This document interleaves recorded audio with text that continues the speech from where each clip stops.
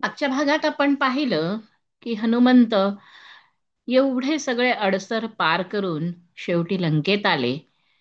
लंकिनी देवीशी पण त्यांचा सामना झाला आणि ते अंतःपुरात रावणाच्या शोधत शोधत प्रवेश करते झाले.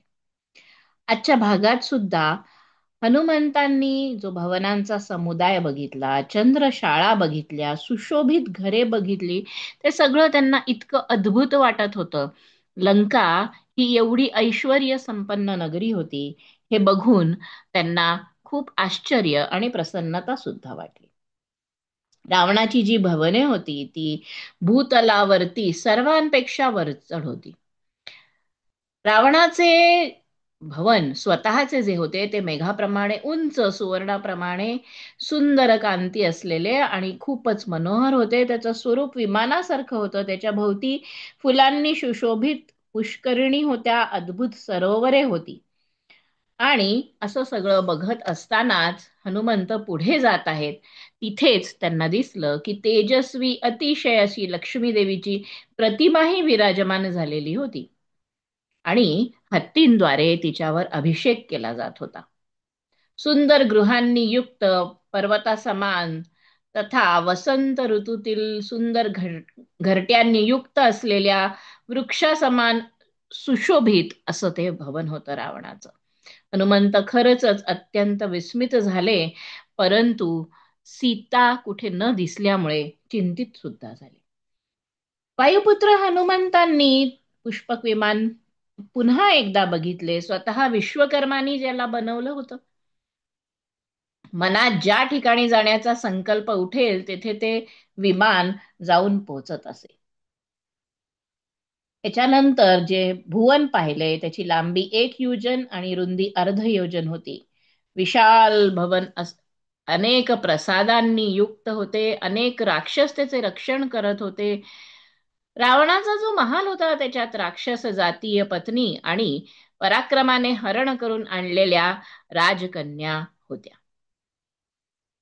यानंतर त्यांनी जे बघितलं, रावणाच्या घरात लक्ष्मी अतिशय स्थिर भावानी होती.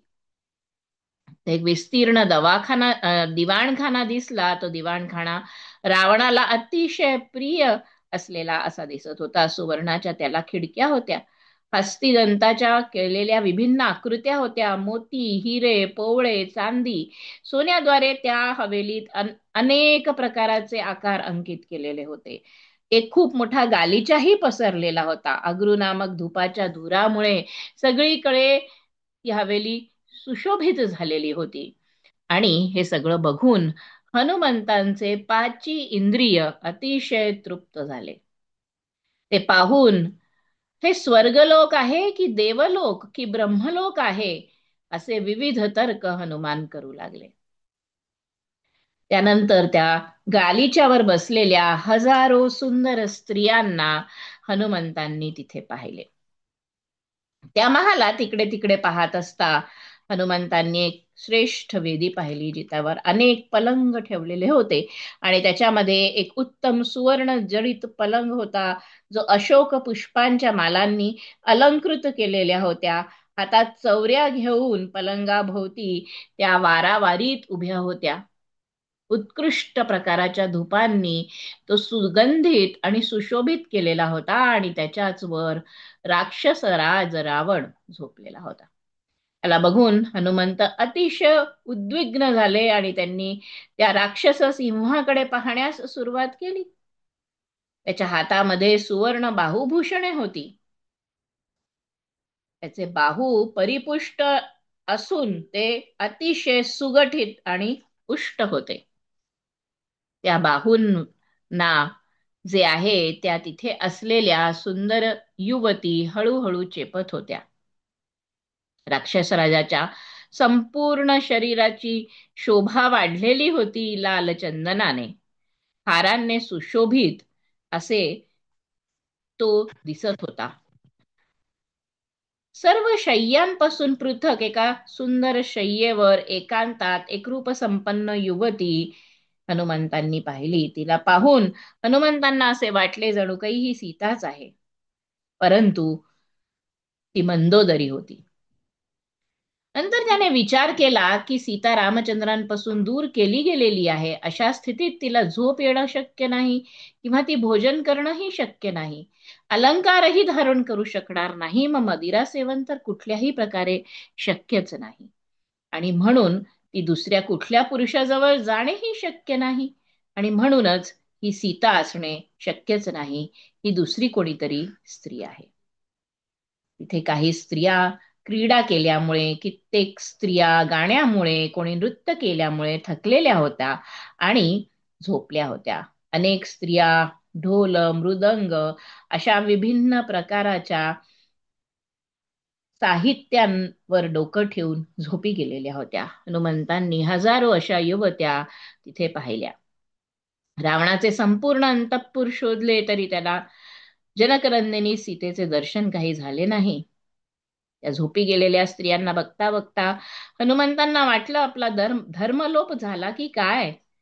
ते विचार करू लागले की या प्रकारे गाढ निद्रेत झोपलेल्या परस्त्रियांना बघणे योग्य नाही. परंतु त्यानंतर त्यांच्या मनात एक दुसरी विचारधारा उत्पन्न झाली की आपले चित्त आपल्या लक्ष्यावर सुस्थिर होते. त्यामुळे आपल्याला धर्मलोपाचा द्वेष लागत नाही. त्यानंतर अन्य सर्व ठिकाणी शोधल्यानंतर सुद्धा जेव्हा सीता दिसली नाही तेव्हा ते लता मंडप, चित्रशाळा, रात्री ज्यामध्ये वस्ती करण्यात येते अशा विश्रामगृहातही गेले. मनात असा विचार आला की नक्कीच या दुराशारी राक्षस राजाने तिला मारून टाकली असावी. या ज्या दास्यकर्म करणाऱ्या राक्षसी आहेत त्या अत्यंत विकराळ आहेत. जनकनंदिनी घाबरून तिने प्राणत्याग तर केला नसावा.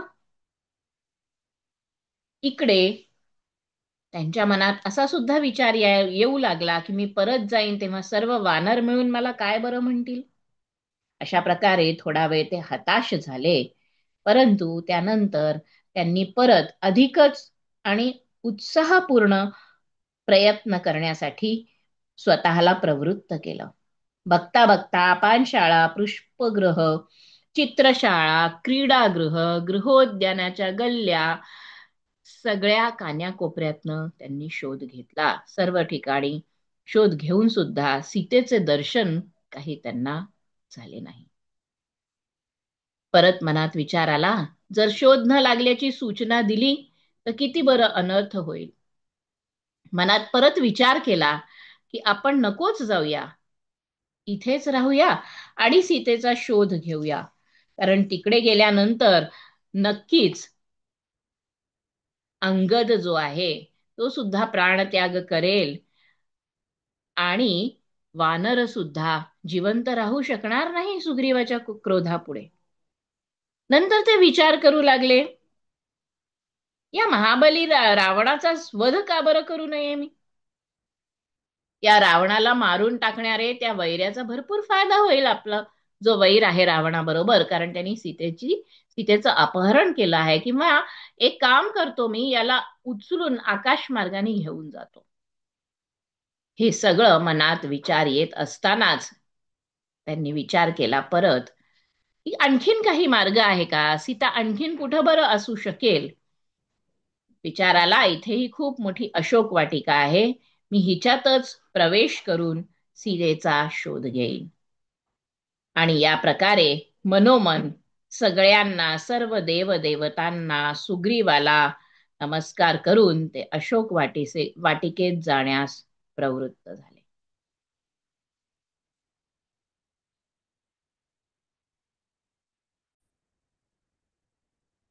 आता बघूया मागच्या भागात विचारला गेलेला प्रश्न, स्वर विज्ञान किंवा स्वरयोग म्हणजे काय. स्वरयोग हे एक भारतीय प्राचीन विज्ञान आहे. असं म्हणतात की भगवान शंकरांनी पार्वतीला याची प्रथम दीक्षा दिली. त्याला श्वासाचं विज्ञान असंही म्हणतात. नाकपुड्यांमधून श्वासोच्छवासाचा प्रवाह आणि मानवी जीवनाचा विविध पैलूंमधला खोल संबंध याच्याद्वारे आपल्याला कळतो. शरीर क्रिया विज्ञान, भावना, आरोग्य आणि चेतना या सगळ्यांचा या स्वरयोगामध्ये समावेश आहे. ह्याचं तत्व काय की वेगवेगळ्या श्वासोच्छवासाच्या पद्धती, विशेषतः डाव्या किंवा उजव्या नाकपुड्यांचे वर्चस्व विशिष्ट ऊर्जा वाहिन्यांशी जुळतात आणि शारीरिक आणि मानसिक स्थितींवर परिणाम करतात.